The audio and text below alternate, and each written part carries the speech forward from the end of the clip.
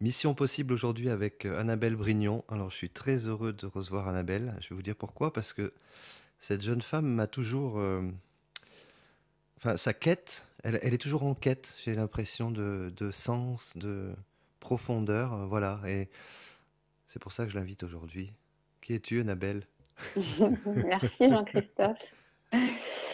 Alors, qui je suis, c'est toujours une question. Comment répondre à cette question? Qui je suis vis-à-vis de la société? Et tu vas dire que je suis déjà partie. Je suis longtemps restée à la maison pour m'occuper de mes trois beaux garçons. Et c'était une période difficile quand on me demandait, mais qu'est-ce que vous faites dans la vie? Et en fait, le fait de répondre, je m'occupe de mes enfants, j'avais vraiment l'impression que j'appartenais pas à une catégorie qui rentrait dans une case, même si Mm, mm, on est beaucoup de femmes à faire ce choix. Mais j'avais un problème avec ça, comme si j'avais pas de place dans cette société. mm, mm. Mais bon, en tout cas, aujourd'hui, je suis une maman épanouie donc de trois grands garçons et je, je continue effectivement, comme tu dis, ma quête pour trouver ma place professionnellement. Et petit à petit, l'oiseau fait son nid. Même si jamais rien n'est figé et que j'ai toujours cette vision de quelque chose en évolution. Mais voilà, j'ai ouvert il y a peu un atelier dans le centre-ville de La Rochelle pour y faire de la créativité intuitive. Tadadam. Donc Ça c'est une... paraît complexe, mais en fait, c'est tout simple. Ou ça paraît. Exact, c'est ça, Ou peut-être que ça paraît exactement. simple et que c'est complexe. Oui, les deux à la fois. Effectivement, ça dépend par quel bout on le prend. C'est une créativité qui est connectée à qui on est sur le moment où on prend, quel que soit le média, peinture, argile, collage, dessin. À l'atelier, tout est possible.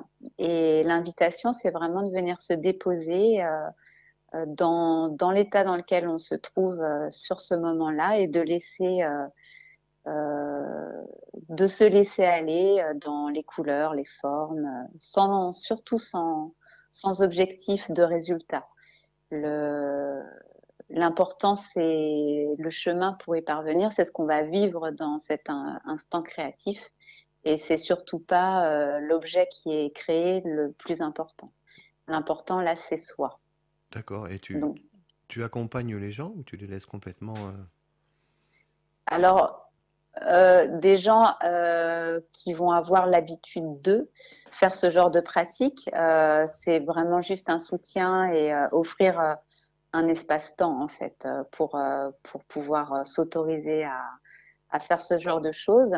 Et puis il y a tous les autres qui ne sont pas du tout habitués ni même à se connecter à eux-mêmes. Mm, mm. Et là, c'est un véritable accompagnement pour lâcher prise avec les habitudes, les injonctions qu'on peut avoir continuellement dans la tête par rapport à soi.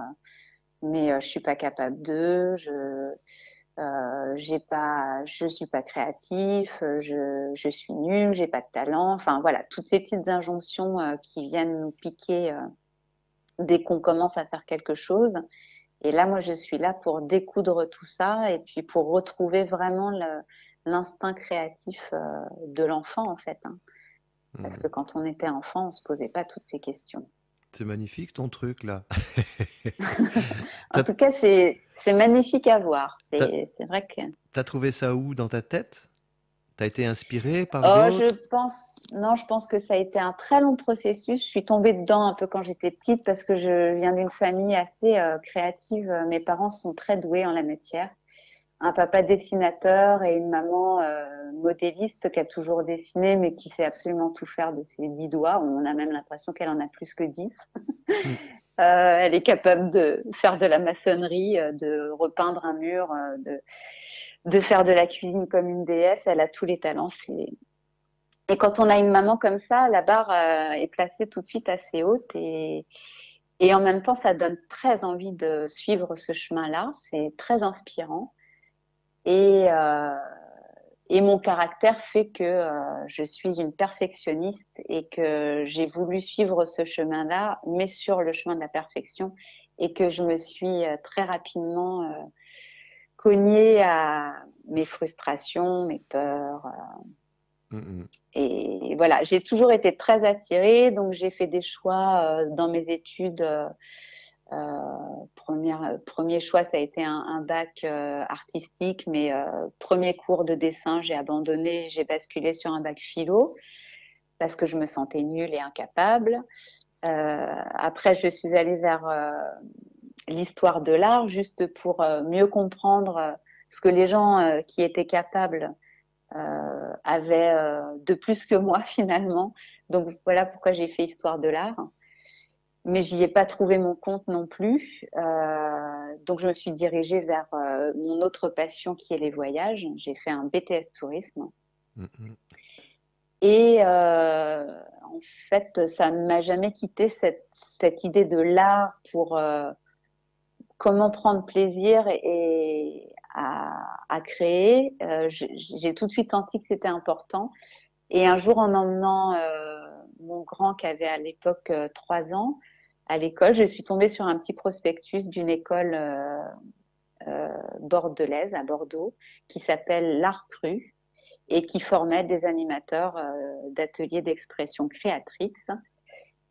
Et je me suis dit, c'est pour moi. Mhm. Et j'ai fait cette formation il y a maintenant 15 ans, 16 ans. Ah ouais, d'accord. Oui, ouais, Ah oui, donc ça a germé grave. oui, c'est ça. En plus, après, t'es parti en voyage, t'as ouvert un magasin, je me souviens à l'époque. Oui, je suis partie dans différents voyages, dans le voyage de la vie à deux, construire un foyer. Et ce projet-là s'est inscrit en fait sur toutes les étapes de ma vie.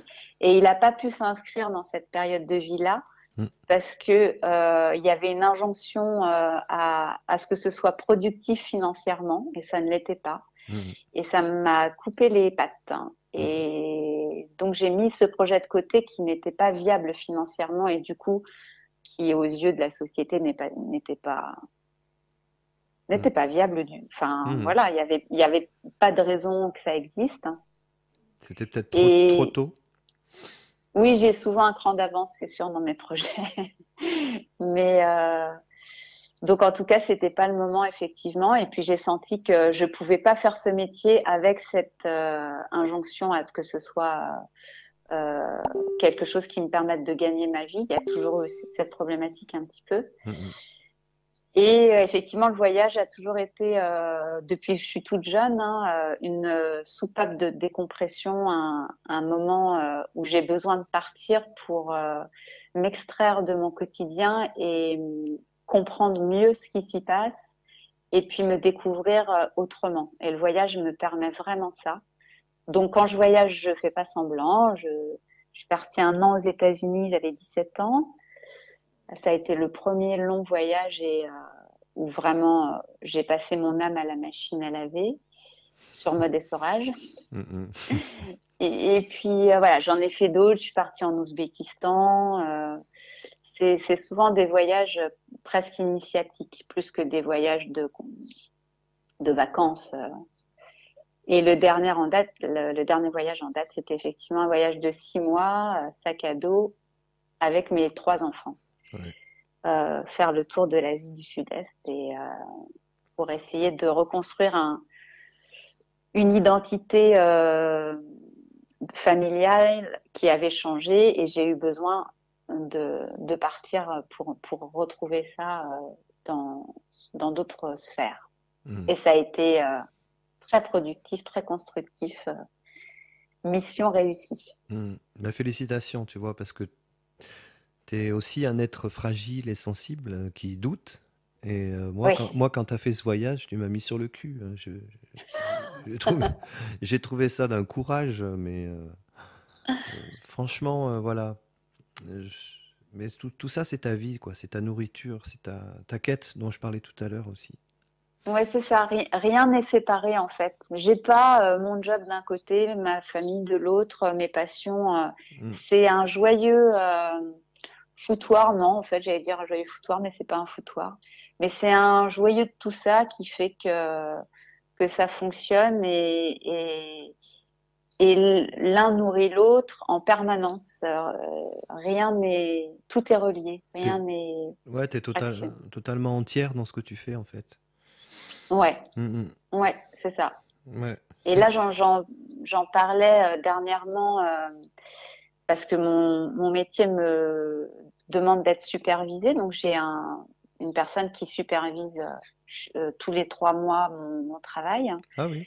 Et je lui parlais de cette problématique de très vite sympathiser en fait avec les gens parce que je fais aussi des suivis individuels, hein, mais même dans les cours collectifs. Et très rapidement, dans mes ateliers, il y a beaucoup de sympathie qui s'instaure et mon superviseur me disait que ça pouvait être compliqué après d'accompagner des gens si trop de sympathie s'installe.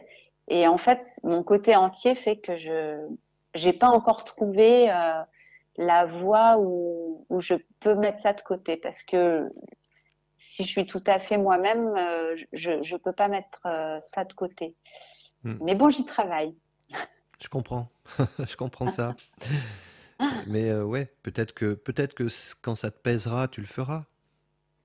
Oui, oui, oui. Oui, c'est pas tant que ça me pèse, c'est que je sens que je pourrais être plus aidante pour la personne s'il y Ah avait oui. peut-être plus de filtres. Et c'est ça qui me, voilà, qui me donne envie d'y prêter attention en tout cas et de prendre soin de ça. Mhm. Mm. Super. Et alors l'utopie, ben, ça fait partie de ce que tu nous racontes. Ton utopie, Oui, c'est ta vie en fait.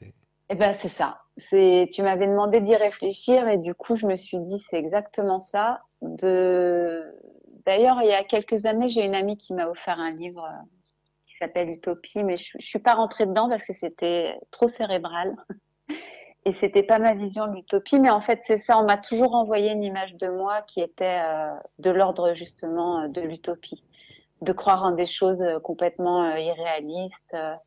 Euh, un peu perché, de vivre dans un monde un peu parallèle, entouré de bisounours et de petites fleurs des champs qui sentent bon. Et finalement, je me dis, ouais, mais c'est ça en fait. C'est dans ce monde-là que j'ai envie de vivre. Et si je me permets cette vision-là, alors je suis sûre que cet univers-là va vraiment exister. Parce que je crois profondément en l'idée que la pensée est créatrice. Mm. Et, et même, je pense que je commence à le percevoir très clairement dans ma vie. Et l'utopie, bah voilà, ça fait partie de ça, par exemple. Croire que, ah ouais, parce que toi, tu t'imagines que parce que tu vas penser à un truc, ça va apparaître dans ta vie. Bah ouais. Moi, quand j'étais petite, j'attendais que la Vierge Marie se manifeste et me dise ce que je devais faire. Donc, je sais pas, ça doit être mon côté vierge. Je suis de signe de la Vierge. Ouais. Mais après, c'est le côté où j'attendais trop de l'extérieur Uhum. ce voilà, ce qui devait être fait. Mais j'étais capable de croire en ça mais d'y croire profondément. C'est-à-dire que je l'attendais. Même des fois, je me disais, mais c'est quand qu'elle arrive, quoi. Et, et j'ai gardé cette petite flamme de l'enfant qui croit que tout peut arriver. Et surtout, l'utopie pour moi, c'est de se permettre d'imaginer tous les possibles. Et qu'en s'octroyant cette possibilité-là, on laisse la porte ouverte justement à ce que tout puisse arriver. Mhm. Ah, c'est magnifique. Ouais, Mais bah en tout cas. il y a une petite nuance entre ce que tu viens de dire et le fait de projeter. Je me suis un peu pris le chou avec quelques personnes là-dessus qui exagèrent, je trouve, sur le fait de dire bah, il suffit que tu projettes pour que ça marche. Mais Ouais, il y a non. aussi des choses négatives qui nous arrivent, enfin des choses pas agréables. Et Oui, on ne peut pas les effacer comme ça non plus. Il faut aussi les assumer et les vivre. Voilà, c'est tout. C'est juste. les accueillir, Oui, leur faire voilà. une place, elles Les ont leur place accepter. aussi. Ouais. Mm. C'est pas effectivement. Le côté, enfin, tous ces mots qui sont devenus un peu à la mode, mais finalement dont on a perdu le sens, le côté carpe diem et comment s'appelle cette méthode? Oh, je sais plus, ça m'échappe. Enfin, La méthode Coué? la méthode Coué, oui, merci, c'est ça. Où aujourd'hui, finalement, on a complètement perdu le sens de ce que c'était au départ. Mais ça veut pas dire penser toujours positif et voir les choses toujours en rose. Mais ne serait-ce que de s'efforcer de voir dans notre environnement, il est fait de plein de choses. Mais si on s'efforce de voir le positif, et ça veut pas dire nier ce qui n'est pas positif, mais juste faire le focus là-dessus, ça change tout. Mhm. Et après, moi, il y a c'est, j'ai fait une fabuleuse formation il y a 2 ans avec un monsieur qui s'appelle François Granger et qui est spécialisé en méditation pleine conscience et qui dit parfois, et lui, après tant d'années de méditation, il a été méditant pendant 10 ans à ne faire que ça. Hein. Donc, Mhm. c'est dire le niveau d'épuration et enfin, en tout cas, ce niveau qu'il a atteint d'arriver à être dans la pleine conscience. Et il lui arrive encore le matin de se réveiller avec notre côté, parce qu'on est fait de tout ça, l'être humain est fait de tout ça. Et parfois, on se réveille le matin avec notre ami la colère Mhm. et c'est pas juste de lui dire, toi, tu restes au lit et je vais faire ma journée sans toi. De toute façon, elle va s'accrocher. Donc, c'est juste de dire, OK, tu veux passer la journée avec moi, ben, on y va et c'est de lui faire une place, Mhm. mais sans qu'elle prenne toute la place. Parce que surtout la colère, elle est puissante et quand elle prend toute la place, on n'a plus Notre, un état d'esprit notre libre. favorable à faire les choses convenablement Ouais, on n'a plus dans... notre libre arbitre. Enfin, Ouais, on l'a toujours, mais on n'a plus notre. Ouais, ouais. Ça perturbe c'est ça. notre raison. On fait plus les mêmes choix de la même façon, en tout Ouais. cas. Non, c'est bien, ce chemin-là. Et puis tu grandis aussi Oui, quand tu fais oui. ça. Parce que les choses vont. T'as bien bataillé, tout ça, mais les choses, c'est clair. J'ai toujours eu besoin, effectivement, de sens dans ce Hmm. Mais ça va de l'infime chose, hein. Ça peut être. Qu'est-ce que je disais comme parabole la dernière fois? Ma mère, elle était dépitée. Je crois que je m'apprêtais à me faire une séance de repassage, hein, ce qui peut paraître une corvée insurmontable pour la plupart d'entre nous. Et je lui disais, mais tu sais, déjà, si tu arrives avec ton panier à linge et que tu es vraiment dans une énergie où tu te dis, OK, j'ai ça à faire, et juste prendre le moment pour ce qu'il est et déjà ne pas être dans une situation où tu es en colère par rapport à ça, où tu n'as pas envie d'eux, et juste accepter que ce moment-là, ben, tu dois t'y coller. Et je lui dis, tu verras, tu vas pas du tout repasser de la même façon. Hmm, Et hmm. là, elle me dit, ah ouais, quand même, toi, t'es... C'est Moi, quand je génial. veux repasser, je prends mon fer à repasser, mon panier, et j'y vais, quoi. Toi, tu fais tout ça avant. Et non, mais je le fais pas systématiquement. Mais je me suis rendu compte que quand je le faisais, ça avait pas le même goût. Ouais, ouais. Et je pense que tu as dû souffrir aussi pour arriver à, comment dire, à ne plus être impacté comme ça par la vie, quoi. Enfin, voilà, je veux pas Oui, rentrer dans le truc à 2 balles, mais t'as, je suis une hypersensible Mm, mm. et en même couplée d'une hyper cérébrale. Donc du coup, les deux à la fois, ça fait c'est très occupé. Mes journées très occupées. J'ai une amie qui me dit en fait, il vaudrait mieux être une courge parce que ce serait beaucoup plus reposant. Alors, je dis pas que je suis une hyper intellectuelle, je dis que mon cerveau a vraiment tendance à cet emballement perpétuel, qu'il soit créatif et la pleine conscience m'a vraiment appris à mettre mon esprit sur pause et du coup, lui octroyer ces pauses-là, ça permet à d'autres choses de venir à la surface. Justement, Et Pardon, je t'ai Mm. coupé. Vas-y, Non, vas-y. non, c'est bon, c'était. Non, mais justement, ça, tu me donnes la perche pour te poser la question du fait, qu'est-ce que tu fais pour débrancher justement, parce que Mm. ça fusionne, je le sais un peu, je te connais un petit peu. Oui, oui, oui, Pas c'est beaucoup, une mais idée. C'est une idée après l'autre et du coup, parfois c'est trop et je suis paralysée par le fait qu'il y a tellement de choses qui sont là dans les vouloirs, que je n'en fais plus rien. Ça me fatigue toute seule et donc cet outil, dans mon cheminement, il y a eu différentes choses importantes. Mais les deux qui ont été très importantes, bien sûr, il y a eu cette formation à la recrue qui m'a tellement appris au-delà de mon métier. Ça m'a appris énormément aussi sur mes fonctionnements et sur moi. Je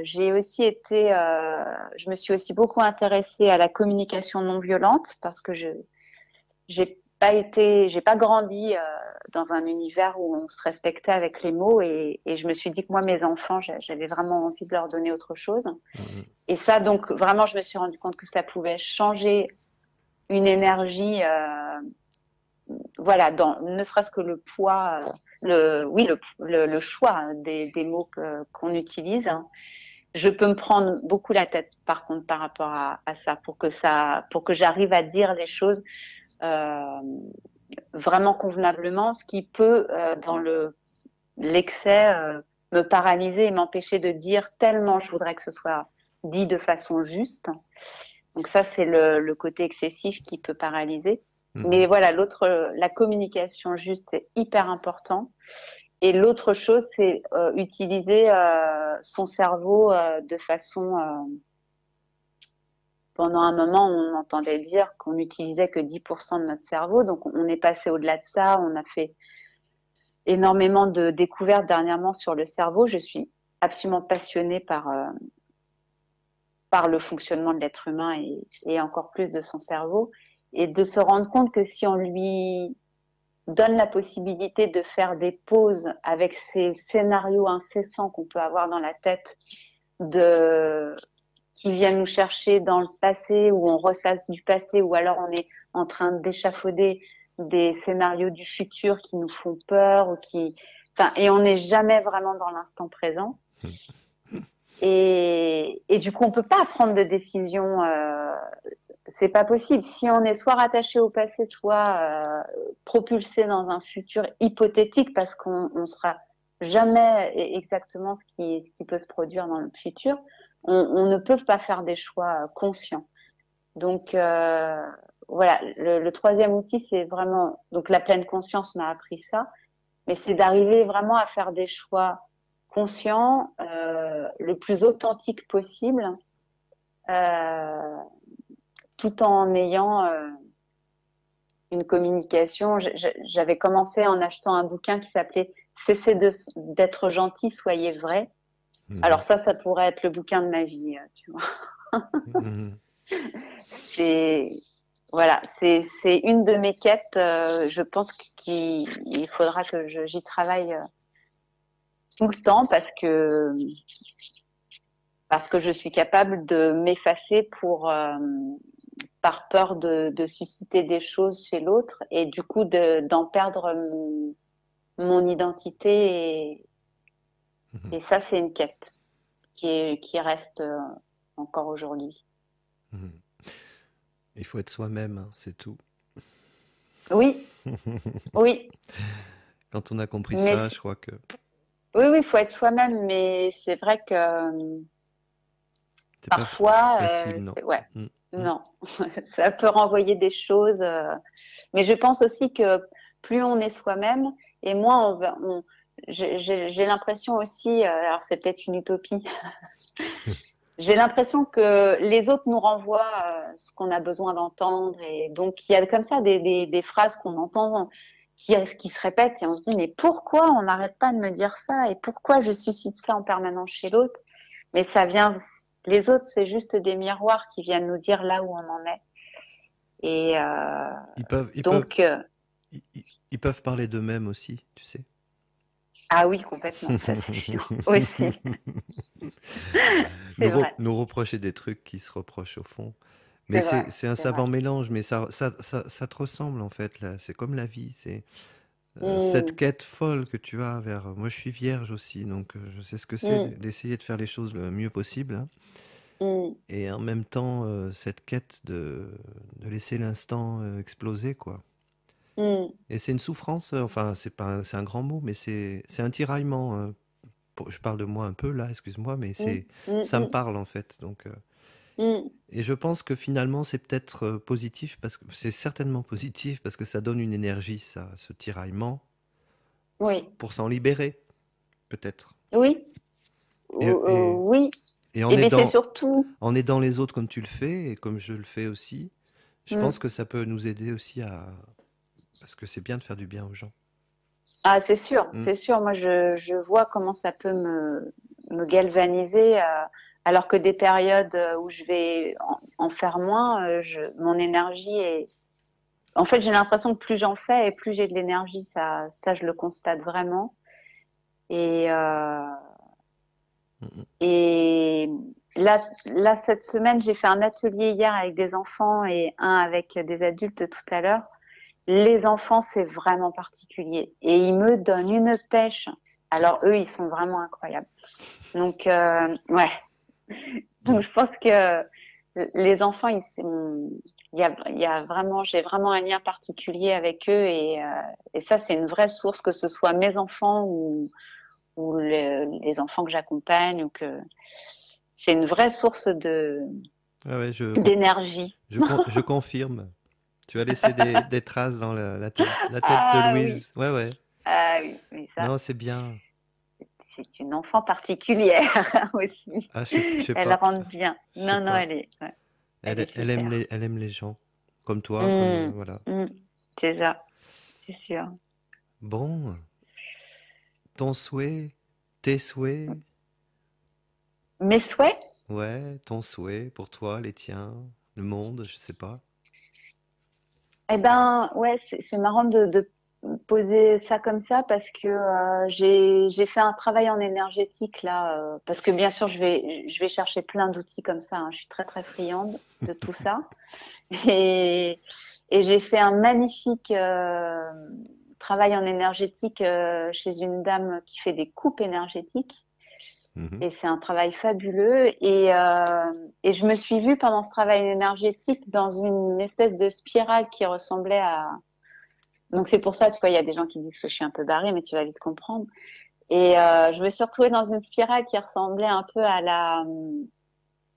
l'ADN, une spirale de l'ADN, dans laquelle j'étais reliée vraiment à ma lignée, qu'elle soit mes ancêtres, mais aussi ma lignée dans le futur. Et j'étais à la jonction des deux. Et en même temps,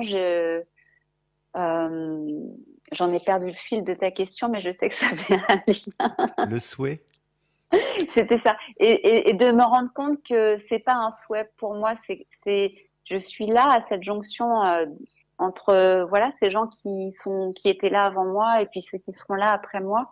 Et mon souhait, c'est juste d'être un, un point de jonction. Mais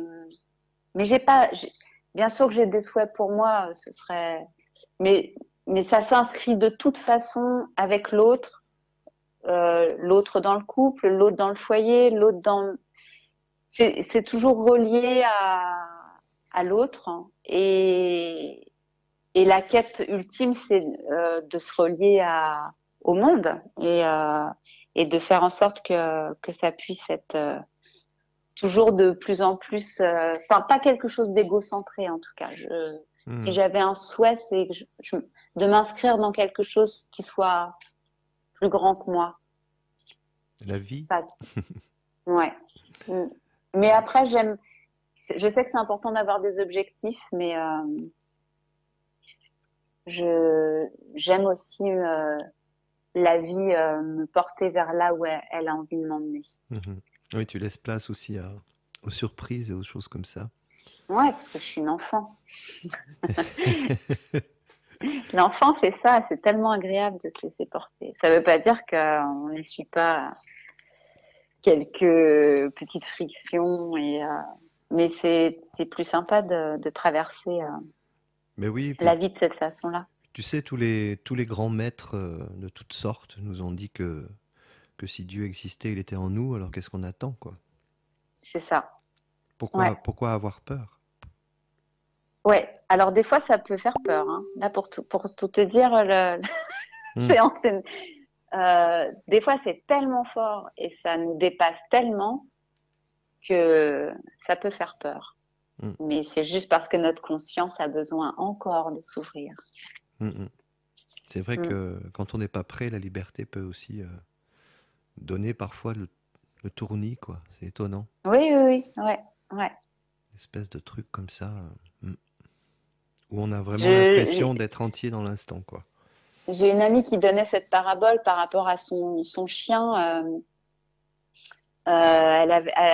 Lorsque le chien était petit, il était tellement bourré d'énergie, ce chien, que elle le mettait dans sa niche pour dire, OK, là, c'est le temps de te reposer. Et donc, elle l'enfermait. Donc, Mhm, il était contenu et il finissait par dormir, parce qu'autrement, il s'arrêtait jamais. Et puis, quand il a grandi et que, du coup, cette niche était tout le temps ouverte, elle fermait plus jamais la porte. Euh, le chien allait dormir, mais attendait qu'on lui ouvre la porte pour en sortir, alors que la porte était ouverte. mhm. Et j'ai trouvé que c'était vraiment une belle image de nous aussi, de comment on a pu se mettre nos propres barrières, et que parfois, alors que la porte est grande ouverte, on attend encore qu'on vienne nous l'ouvrir, alors qu'il suffit juste de passer le seuil. Mhm. Ah, magnifique. Écoute, ben super, je te remercie. Merci à toi. J'aimerais que tu nous dises où on peut te trouver. N'hésite pas à parler un peu de... Voilà. Oui, alors donc j'ai ouvert ce joli lieu parce que j'ai envie de le dire. En tout cas, c'est un lieu où moi je m'y sens bien, où j'y ai mis tout mon cœur, et où d'autres avec moi ont mis tout leur cœur. Donc c'est un lieu déjà qui a été fait avec le cœur. Euh, et donc c'est 13 rue Réaumur, tout près c'est entre la place Verdun et la préfecture. Mhm, Ça se trouve en fait tout près du nouveau lieu aussi qui a ouvert à côté, qui s'appelle le Yogi Bar. Donc voilà, c'est le lieu à côté, le Yogi Bar, à ne pas confondre, mhm. parce que beaucoup confondent. Et c'est ouvert, on peut retrouver toutes les informations de l'activité sur le site internet qui s'appelle